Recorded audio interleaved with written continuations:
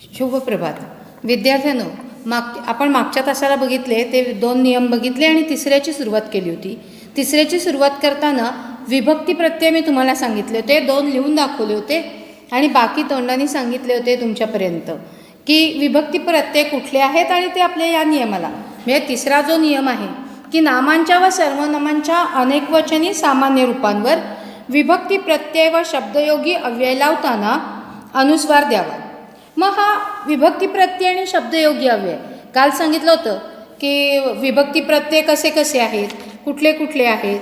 तर प्रथमाला कुठलाच प्रत्यय नाही आहे, एक रिव्हिजन म्हणून थोडंसं फक्त सांगते. द्वितीयेला सलाते आणि सला नाते, एकवचन सलाते, अनेकवचन सला नाते. तृतीयेला नेईशी आणि अनेकवचनासाठी नि, शी, ई आणि ही. चतुर्थीला परत द्वितीयेचेच प्रत्यय लागतात, सलाते, सला नाते. पंचमीला ऊन आणि हून, ऊन आणि हून. षष्ठीला चाचीचे, चेचाची. सप्तमीला तईया, तईया. आणि संबोधनला फक्त अनेक वचनाला ओ प्रत्यय लागतो. हे इथपर्यंत आपण काल घेतलं होतं. मग सामान्य नामांना जोडून, मग ही सामान्य नामं म्हणजे काय हो? तुम्हाला थोडंसं खरं तर हे 12वीपर्यंत सगळं झालेलं आहे, पण परत एकदा कळावं म्हणून सांगते. जेव्हा 2 शब्दातील परस्पर संबंध दाखवणारे प्रत्यय किंवा शब्द यांचा लोप होऊन एकच शब्द बनतो तेव्हा त्या शब्दाच्या एकत्रीकरणाला समास असे म्हणतात. तर हा तयार झालेला समास जोड शब्दाचा जो तयार होतो एक शब्द त्याला सामासिक शब्द म्हणतात. म्हणजे उदाहरण द्यायचं झालं तर राजाचा पुत्र, चा हा आपण प्रत्यय लावला राजाचा, त्यामुळे ते राजपुत्र हा सामासिक शब्द झाला. म्हणजे राजपुत्र वगैरे असे जेव्हा सामासिक शब्द येतील तेव्हा त्याच्यावरती तुम्हाला अनुस्वार हा द्यावा लागेल. आणि त्याच्यासाठी अनेक उदाहरणं आपल्याला देता येतील. लोकांसमोर, मुलांना, मुलांनी, घरापुढे यासारखी. म्हणजे जर विचार करायचं झालं तर आपण एक फूल हे उदाहरण घेऊ. फूल, मग फूल म्हणजे काय? फुलाने किंवा फुलाला, फुलाला हा शब्द झाला. मग हा ला हा प्रत्यय लागला. म्हणजे मूळ शब्द कुठला आहे? तर फुल हा मूळ शब्द आहे आणि फुला हे त्याचं सामान्य रूप आहे, कारण फुला हे इथं वापरलं गेलं सामान्य रूप. त्यामुळे सामान्य रूप म्हणजे काय? मग जेव्हा फुलांना किंवा फुलाला, म्हणजे फुलाला वासाला इथे नाही येणार, पण फुलांना जेव्हा लिहायचं असेल तेव्हा तुम्हाला त्या लावर अनुस्वार द्यावा लागेल. फुलांना हा अनुस्वार देऊन हा ना हा प्रत्यय लावावा लागेल आपल्याला, त्यामुळे तिथे अनुस्वार येईल. मी आत्ता जो मी नियम सांगितला त्याला हे अगदी बरोबर बसणारं उदाहरण तुम्हाला दिलं.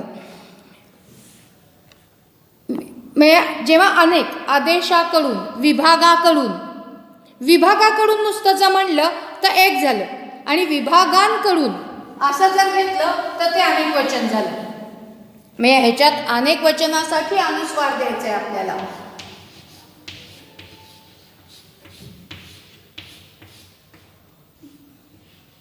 विभागाला एक वचन, विभागांना अनेक वचन.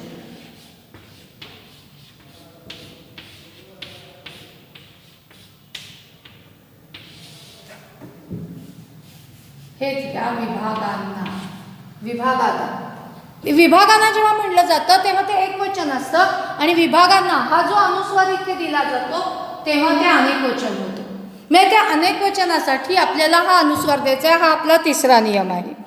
मग त्याच्यासाठी अनेक उदाहरणं देऊ शकतो आपण. घरातील, घरांतील, पुस्तकाचा, पुस्तकांचा. म्हणजे ही जी अनेकवचनी रूपं आहेत त्याच्यासाठी आपल्याला हा अनुस्वार देणं गरजेचं आहे. किंवा जेव्हा आपण बहुवचन वापरतो, आदरार्थी बहुवचन वापरतो तेव्हा सुद्धा अनुस्वार हा द्यावा लागतो. म्हणजे आदरार्थी बहुवचन आपण कुणासाठी वापरतो? तर प्राचार्य म्हणा, राज्यपाल म्हणा, पंतप्रधान म्हणा अशासारख्यांसाठी.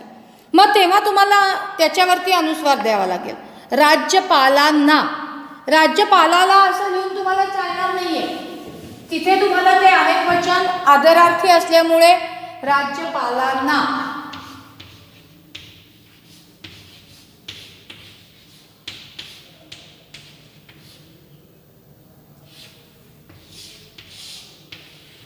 हा अनुस्वार हा तुम्हाला अनेक वचनासाठी आदरार्थी ह्याच्यासाठी द्यावाच लागेल. किंवा मुख्यमंत्र्यांचा, जेव्हा मुख्यमंत्री कुठल्याही दौऱ्यावर जातात तेव्हा आपण मुख्यमंत्र्यांचा दौरा नाही म्हणत, मुख्यमंत्र्यांचा दौरा म्हणतो, कारण तिथे आदर असतो. किंवा आपणास असे कळवण्यात येते की, हे लिहिताना सुद्धा तुम्हाला तिथे आदरार्थीच लिहावं लागेल. त्यातला चौथा जो नियम आहे, म्हणजे हे 3 नियम झाले अनुस्वाराचे, चौथाही नियम अनुस्वाराचाच आहे, पण त्याच्यात त्यांनी सांगितलं आहे की व्युत्पत्तीने सिद्ध होणारे किंवा न होणारे कुठलेही इतर अनुस्वार देऊ नयेत. म्हणजे जे पहिल्या 3 ह्याच्यात सांगितले तेवढेच अनुस्वार द्यायचे आहेत, बाकी द्यायचे नाहीत. म्हणजे पूर्वीच्या काळी कसं होतं माहिती आहे का, घरे, नाव ह्याच्यावरती अनुस्वार दिले जायचे. घरे, नाव. पण आता ह्या अनुस्वार देण्याची काही सुद्धा गरज नाहीये या नियमानुसार, चौथ्या नियमानुसार. त्यामुळे ते अगदी पक्का लक्षात ठेवायचं. हे झाले अनुस्वाराचे नियम. म्हणजे पहिले 4 जे नियम आहेत ते अनुस्वारासाठी आहेत. आता ह्याच्या पुढचे नियम आहेत ते ऱ्हस्व आणि दीर्घासाठी आहेत. मग पहिल्यांदा आपण ऱ्हस्व आणि दीर्घ म्हणजे काय हेच बघू. ऱ्हस्व आपल्या भाषेत जर बोलायचं झालं तर ऱ्हस्व म्हणजे पहिली वेलांटी, ज्याला आपण म्हणतो ना की हां आता पहिली वेलांटी द्या, हां पहिली वेलांटी म्हणजे ह्रस्व. पण आता आपण व्याकरणाचे काही शब्द आपल्या तोंडात बसवून घेऊया. ह्रस्व आणि दीर्घ. दीर्घ लिहिताना कधीही ह्रस्व लिहायचा नाही, तो दीर्घच लिहायला पाहिजे. म्हणजे दुसरीच वेलांटी त्याला द्यायला पाहिजे, पहिली वेलांटी द्यायची नाही. पक्क डोक्यात ठेवायचं, पहिली वेलांटी म्हणजे ह्रस्व आणि दुसरी वेलांटी म्हणजे दीर्घ. पहिला उकार म्हणजे ह्रस्व, दुसरा उकार म्हणजे दीर्घ. हे जर एकदा डोक्यात बसलं तर ह्रस्व दीर्घाचे नियम समजायला अवघड नाही आहे. मग ते आपण समजवून घेऊ. म्हणजे जेव्हा मराठीतील तत्सम इकारांत आणि उकारांत शब्द दीर्घ लिहावे, हा नियम आहे. मग उदाहरण त्याचं काय आहे, कवी, मती, गुरु.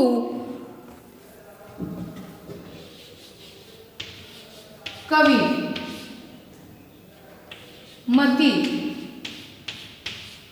हे आपण दीर्घ लिहिलं ना, वी हा ती दीर्घ लिहिला, मग ते तसेच लिहावे.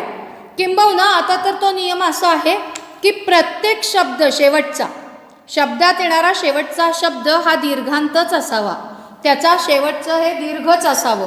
म्हणजे जे आत्ता मी करून दाखवलं तसं बघायला गेलं तर कवी हा तत्सम शब्द संस्कृतमधनं ह्रस्व होतो, संस्कृतमध्ये तो ह्रस्व आहे. पण आपल्या मराठीत येताना तो तुम्हाला दीर्घच लिहायचा आहे. तो तत्सम शब्द आहे म्हणून ह्रस्व लिहायचा नाही, तो दीर्घच लिहायचा कवी.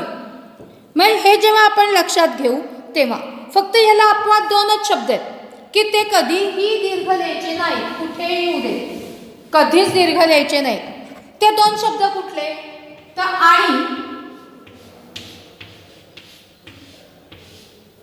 आणि नी, हे 2 शब्द. हे कायम हे 2 अपवाद असतात. प्रत्येक नियमाला काही ना काहीतरी अपवाद हा असतोच. तसं ह्या नियमाला हे 2 शब्द अपवाद आहेत. ते कुठेही आले, कधीही आले तरी दीर्घ लिहायचे नाही, ते ह्रस्वच लिहायचे. परंतु यथामती, तथापि इत्यादी तत्सम अव्यये ही ह्रस्वांतच लिहावीत. म्हणजे जसं आणि नी आहे तसंच परंतु, कदापि, परंतु,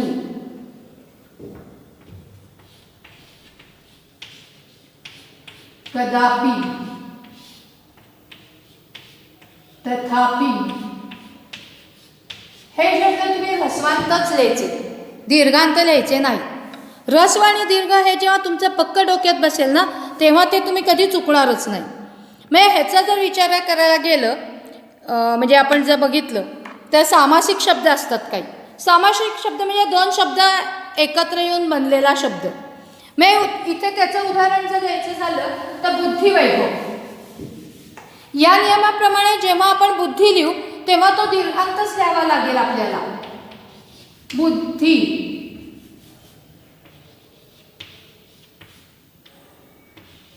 हा दीर्घांतच लिहायला लागेल.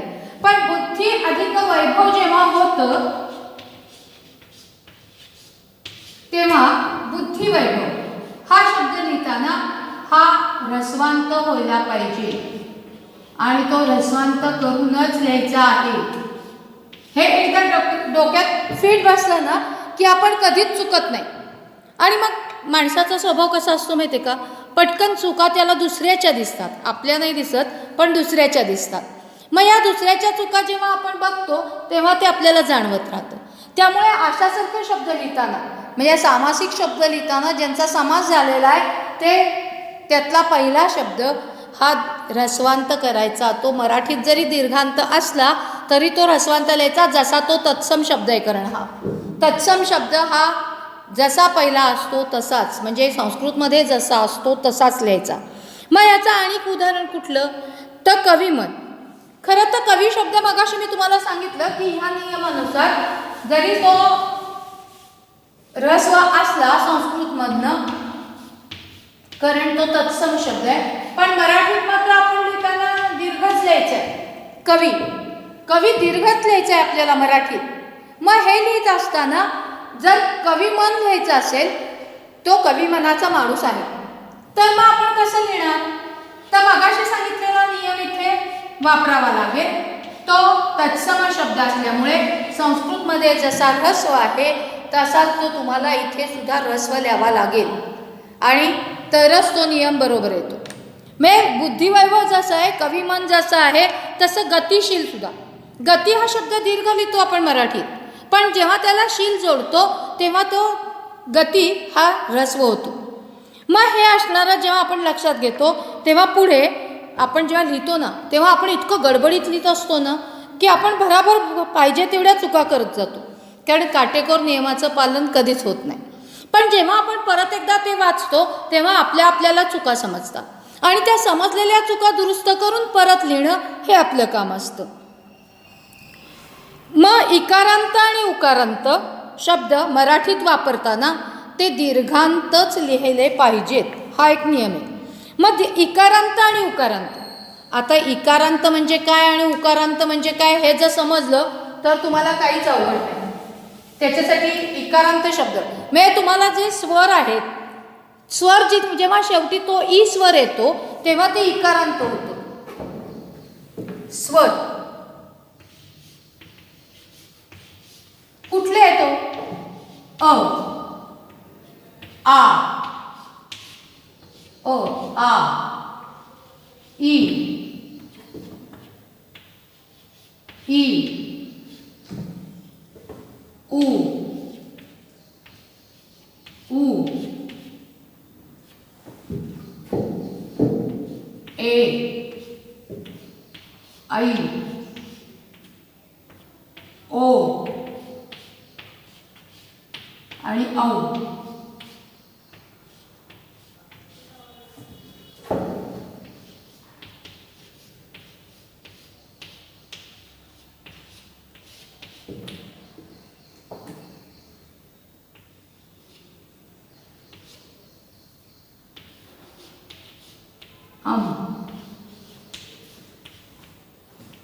हे ना स्वरादी का म्हणायचं, तर ज्याच्या आधी अ हा स्वर घेतला म्हणून स्वरादी. हे आपण काल पण थोडंसं बघितलं होतं.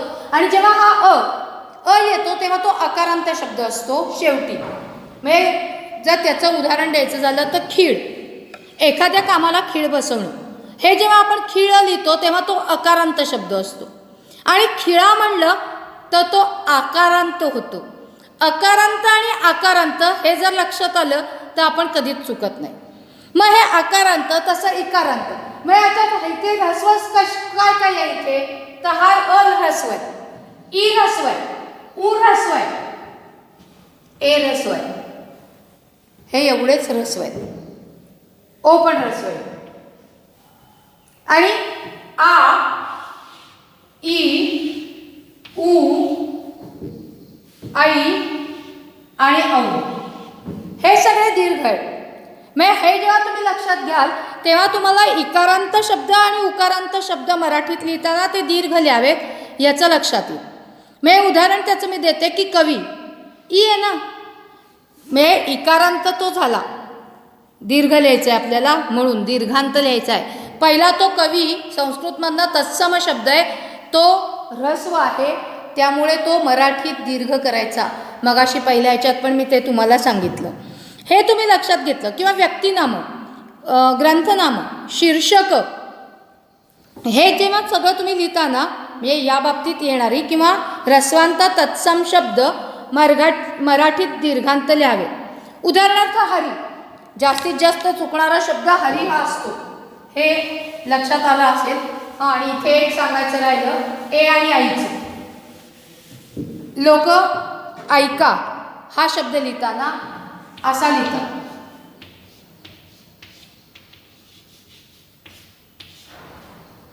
ऐका, ए म्हणजे एक मात्रा आहे आणि आई म्हणजे दोन मात्रा आहेत. मग इथे आईवर जेव्हा तुम्ही दोन मात्रा देता तेव्हा त्याचा काय अर्थ होतो? काही होत नाही, त्या शब्दाला काही अर्थच राहत नाही. तेव्हा लिहिताना हे ऐका असंच लिहा. हे सगळ्यात महत्त्वाचं होतं, त्यातलं ते सांगितलं. मग इकारांत शब्द तुम्ही लक्षात आले, अकारांत लक्षात आले. मग हे उदाहरण द्यायचं झालं तर आपण जी बाराखडी शिकलो त्याच्यात आपल्याला अकारांत, इकारांत, उकारांत सगळं आलं. मग ते शब्द आपण तसे लिहायचे. मग अशी मी म्हटलं की हरी हा शब्द आपण चुकतो, कारण हरी हा मूळ शब्द आहे, तत्सम शब्द आहे. पण मराठीत मात्र आपल्याला लिहिताना हरी हा असाच लिहायचा आहे, दीर्घच लिहायचा आहे.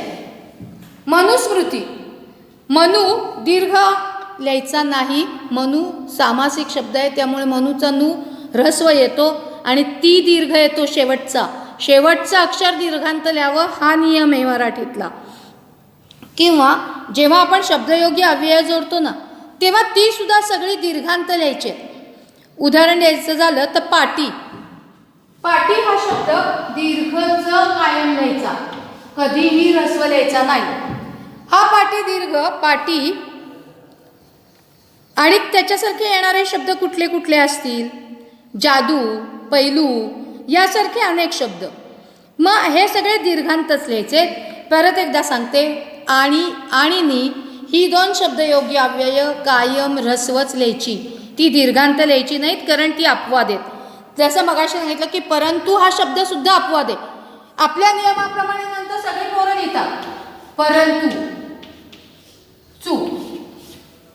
परंतुचा तू कायम पहिला ऱ्हस्वच काढायचा. किंवा कदापि यासारखे तत्सम शब्द सुद्धा ऱ्हस्वांतच यायला पाहिजेत. प्रभूती, कदापि, अद्यापि, मगाशी मी लिहून दाखवले काही शब्द त्याप्रमाणे. म्हणजे हा दीर्घांताचा नियम इथपर्यंत जर लक्षात आला तर पुढचं सांगते, तत्सम ऱ्हस्वांत शब्द असेल म्हणजे मुळात संस्कृतमधला शब्द असेल आणि समास होत असेल तर त्याचं पूर्वपद हे ऱ्हस्वांतच लिहायचं. म्हणजे मगाशी जे मी सांगितलं कविमन, त्याचं कविमन हा शब्द असाच तुम्हाला लिहावा लागेल, नाहीतर चूक होईल. पहिलं पद म्हणजे काय? कवी आणि मन हे दोन शब्द आहेत, हे पहिलं. मग ते तुम्हाला ऱ्हस्वांत लिहायचे. म्हणजे जे मग आत्ता सांगितलं की पूर्वपद, पहिलं पद, पूर्व म्हणजे पहिलं, त्याच्या आधी येणारं म्हणजे पूर्व. मग मन या शब्दाच्या आधी कवी हा शब्द आला, मग तो ऱ्हस्व लिहायचा. मन किंवा दुसरं काही असेल पुढे शेवटी तर ते दीर्घ लिहायचं.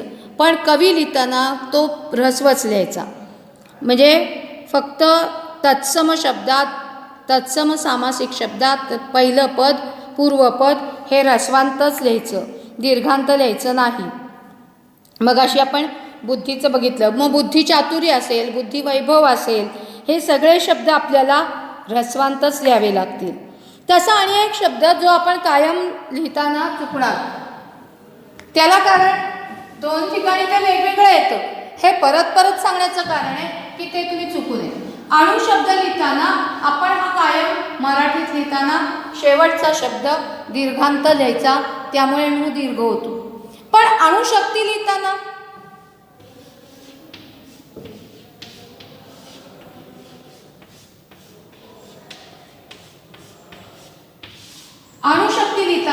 हा णू ऱ्हस्व करायचा. म्हणजे आत्ताचा जो नियम आहे तो परत परत वेगवेगळ्या ह्याच्यातनं आपल्या समोर येतोय की ते लिहिताना तो ऱ्हस्व करायचा. मग विधी निषेध असेल, वस्तुस्थिती असेल, कृती समिती असेल, स्थितिशील असेल, यासारखे अनेक शब्द याच्यासाठी पूर्वपद हे ऱ्हस्वांतच आलं पाहिजे. असा आणि एक चुकणारा शब्द आहे षष्टब्दी.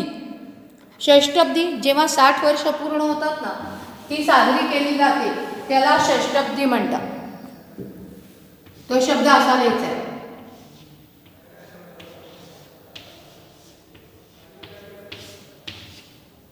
षष्टब्दी 60 वर्ष पूर्ण झाल्यावर साजरं केलं जातं, त्याला षष्टब्दी म्हणतात.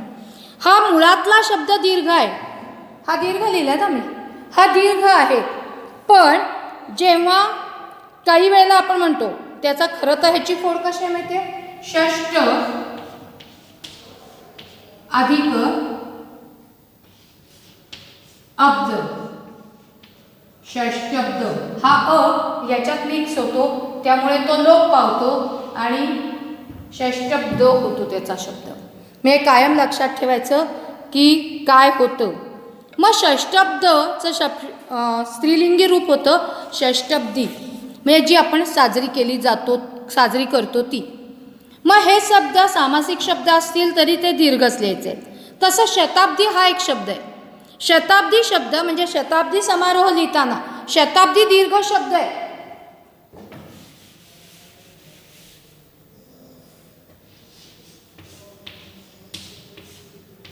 दीर्घ शब्द आहे.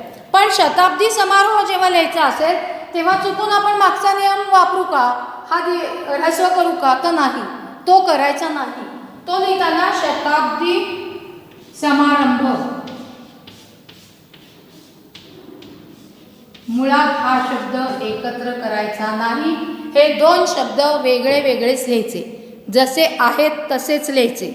त्यामुळे तिथे काही सुद्धा प्रश्न येणार नाही. तसंच आणि एक सांगते की साधित शब्दांना सुद्धा हाच नियम लागू आहे. मग साधित शब्द म्हणजे काय हो? आपण जर विचार करायला गेलं तर गती, गतिमान हा शब्द साधित तयार होतो. गती हा शब्द आहे आणि त्याला गतिमान जेव्हा लागतो तेव्हा त्याला साधित शब्द म्हणतात. मी मगाशी जरी शब्द सांगितले ते साधित शब्द होते. मग गतिमान लिहिताना तो गतीचं काय व्हायला पाहिजे? तर तो ऱ्हस्व व्हायला पाहिजे. म्हणजे साधित शब्द जेव्हा जेव्हा येतात तेव्हा आधीच्या पूर्वपद हे ऱ्हस्व व्हायला पाहिजे, जे पहिलं दीर्घ असतं. इंदुमती, नुसतं इंदू लिहायचं असेल तर तुम्हाला हे असं लिहावं, पण इंदुमती लिहिताना मात्र हा ऱ्हस्व होईल. हे जर तुम्ही पक्क लक्षात ठेवलं तर तुम्ही कधीही चुकीचं काहीही लिहिणार नाही, ह्याची माझी गॅरंटी आहे. पण जर लक्षच दिलं नाहीत तर मात्र काही सांगता येत नाही. ह्याच्यातलाच पुढचा आहे विद्यार्थीन, गुणीन, प्राथीन, पक्षीन, प्राणीन यासारखे इन अंत असणारे काही शब्द मराठीत येतात. मग हे मराठीत आलेल्या शब्दांमधल्या इनमधल्या नचा लोप होतो. म्हणजे तुम्हाला लिहून दाखवते. लिहून का दाखवायचं तर ते पक्क लक्षात राहतं म्हणून.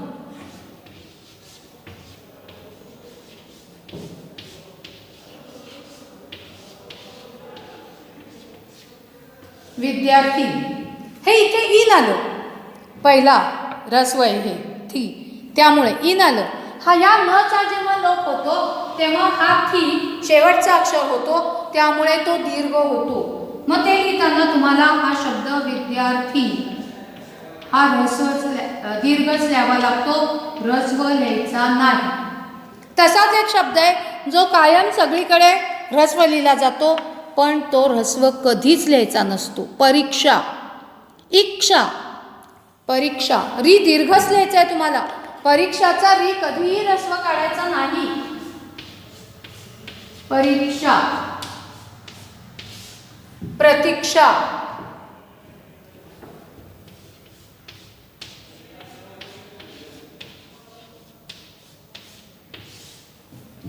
हे शब्द तुम्हाला जाणीवपूर्वक लक्षात ठेवावे लागतील तरच तुम्ही ते लिहू शकाल.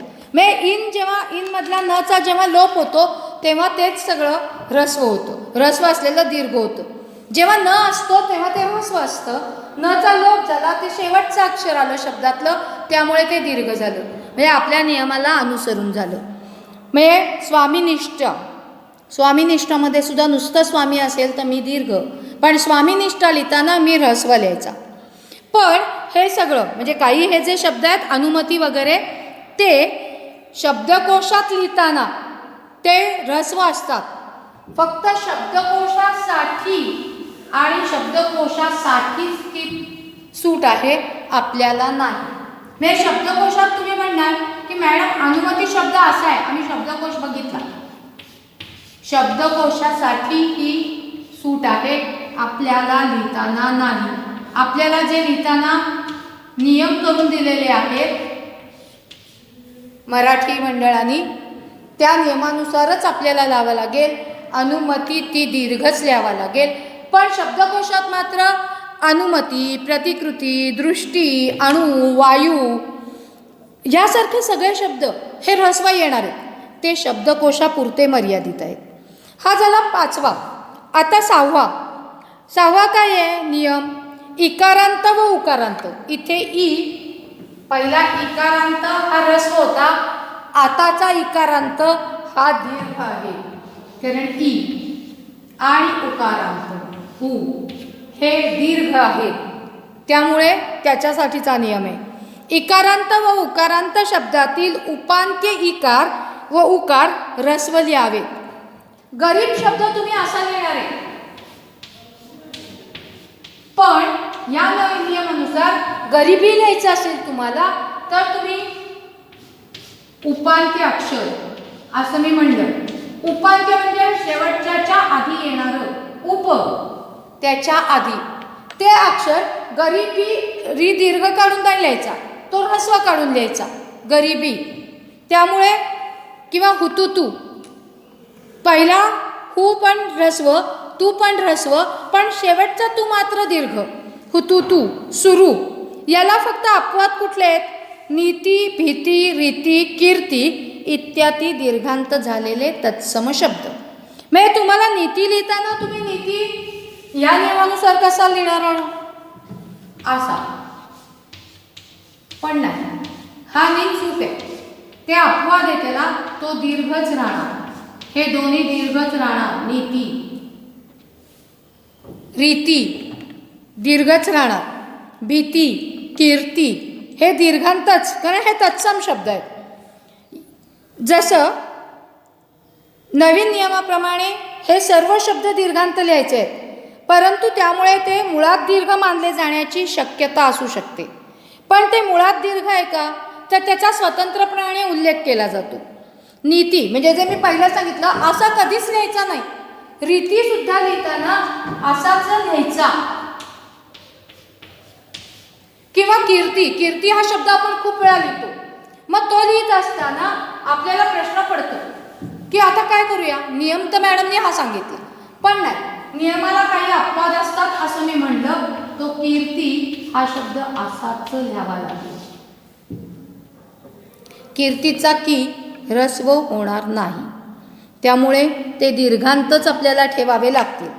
हाच नियम अकारांत, एकारांत, ओकारांत.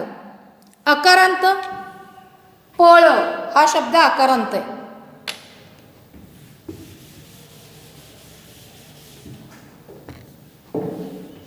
पळ अकारांत. हे अकारांत असण्याचं कारण काय हो, तर ह्याची जेव्हा आपण फोड करतो तेव्हा अ अधिक अ अधिक ल अधिक अ, हा अ आहे, त्यामुळे ते अकारांत शब्द आहे. मग जेव्हा पळा होईल ह्याच, तेव्हा हा अकारांत झाला, हा आकारांत आहे. परत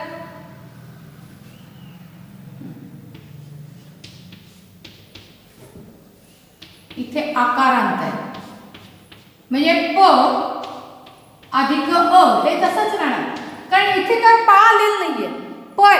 त्यामुळे प अधिक अ अधिक ल अधिक आ हा आकारांत शब्द झाला इथे आ आल्यामुळे. मी मगाचपासून मी जे तुम्हाला सांगितलं की इकारांत आपल्याला ओळखता यायला पाहिजे, उकारांत ओळखता यायला पाहिजे. जर स्वरांची चांगली ओळख असेल तर हे सगळं तुमचं चांगलं होऊ शकतं. म्हणजे हा नियम आपण जो बघतोय त्याला सुद्धा की खिळा, लुळा, पळा यासारखे जे शब्द आहेत आकारांत, ते दीर्घांतच राहायला पाहिजे. म्हणजे त्याच्या आधीचा शब्दसुद्धा दीर्घांतच लिहायला पाहिजे. मराठीमध्ये शब्दातील शेवटचा अक्षर दीर्घ असेल तर उपांत्य अक्षर ऱ्हस्व होतो. उपांत्य म्हणजे त्याच्या अलीकडचं. मग त्याच्यासाठी आपण कुठला शब्द बघितला मगाशी? हुतुतू किंवा पुरू.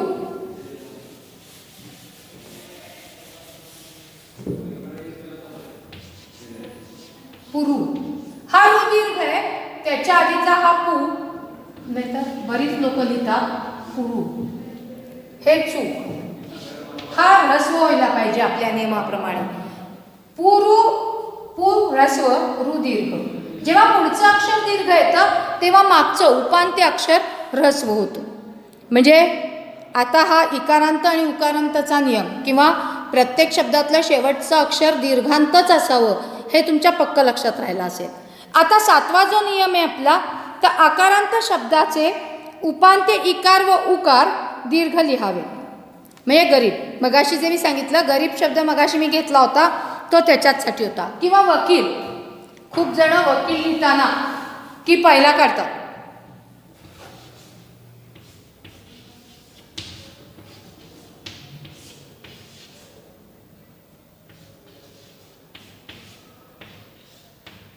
हा बरोबर, हा चूक. तो कधीही पहिला लिहायचा नाही. म्हणजे हा आपल्यासाठी असणारा एक नियम आहे. सून शब्द त्याच्यासाठी की सून, बरेच वेळा सून सून. म्हणजे बोलताना सुद्धा जर आपण ह्या थोड्या थोड्या काळजी घेतली तर आपल्या लक्षात येतं. म्हणजे हा सुद्धा नियम तुमच्या लक्षात आला असेल की आकारांत शब्दाचे शेवटचे उपांत्य अक्षर ऱ्हस्व न लिहिता दीर्घच ठेवायचं आहे. हा आपला 7वा नियम आहे. आपण आज 7 नियम बघितले. म्हणजे मागच्या तासाला बघितलेले 2 नियम आणि आजचे 4 नियम, असं बघून 7 नियम आपले झाले. आपल्याला 18 नियम बघायचे. पुढचे नियम सोपे आहेत, एका तासात बसणारे आहेत. तर तुम्ही हे माझं सगळं ऐकून घेतलं. हा जरासा अवघड असणारा विषय तुम्ही जाणीवपूर्वक ऐकून घेतलात, समजून घेतलात, त्याबद्दल धन्यवाद.